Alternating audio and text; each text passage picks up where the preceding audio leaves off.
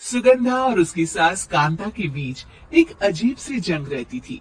ये जंग थी किचन में कौन ज्यादा अच्छा काम करेगा और घर के सदस्यों के दिल जीतेगा।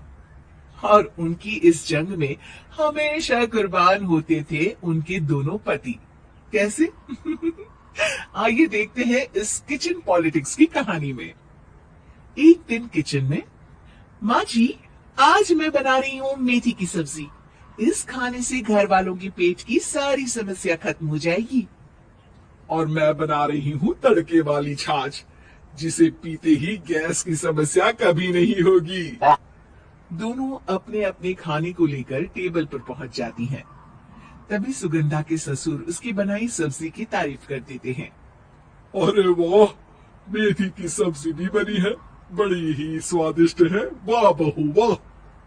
अरे बहू, लेकिन इसमें इतनी सारी मेथी बर्बाद करने की क्या जरूरत थी?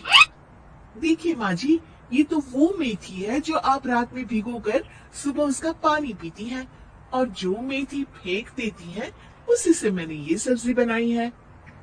अरे वाह बहू, तुमने तो बड़ा ही समझदारी का काम किया। बस अब क्या था। कांता जी का तो मानो ये सुनकर खून ही सूख गया। वो फैसला कर लेती है कि किसी भी तरह वो अपने खाने की तारीफ लेकर ही रहेगी और सुगंधा को किचन में उसकी कमियां गिनाएगी। कांता फ्रिज खोलकर देख रही होती है और फिर सुगंधा से कहती है, अरे बहू, ये क्या, पूरा फ्रिज गंदा पड़ा है। तभी वहां सुगंधा का पति आ जाता है। वो सुगंधा को डांट कर कहता है, सुगंधा, तुम्हें कितनी बार कह रखा है कि वायरस फैल रहा है, साफ सफाई का पूरा ख्याल रखना है, लेकिन तुम किचन में इतनी गंदगी रखोगी तो कैसे चलेगा। सुगंधा सास की तरफ देखती है जहां वो मुस्कुरा रही होती है। सुगंधा समझ जाती है कि सास ने उससे बदला लेने के लिए ये सब किया है। दोनों रात के खाने की तैयारी में लग जाती हैं।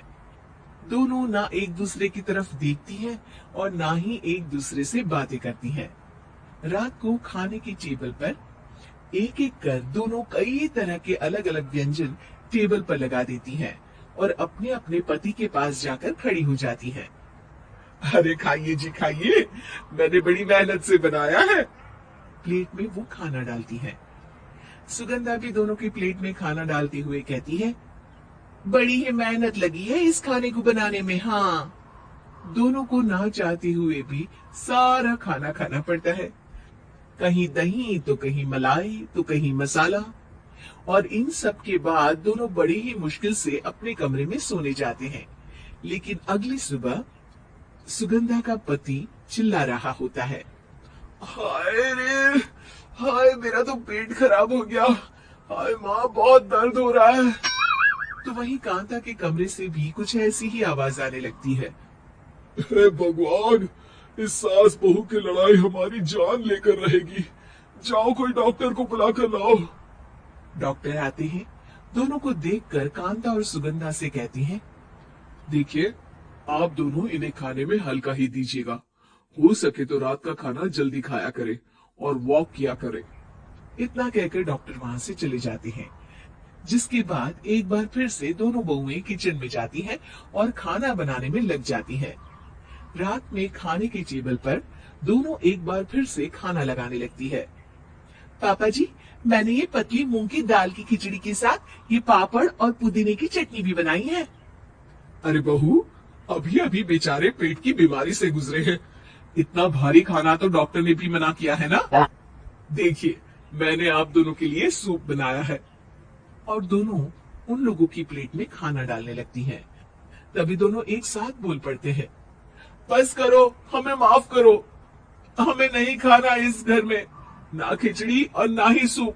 हम इंसान हैं, एक वक्त में एक ही खाना खा सकते हैं। बस करो, हमें माफ करो। हमें नहीं खाना इस घर में, ना खिचड़ी और ना ही सूप। हम इंसान हैं, एक वक्त में एक ही खाना खा सकते हैं। इतना कहकर वो दोनों वहां से चले जाते हैं। कहानी का अंत। आप लोग उम्मीद कर रहे होंगे कि अंत में सब ठीक हो जाएगा।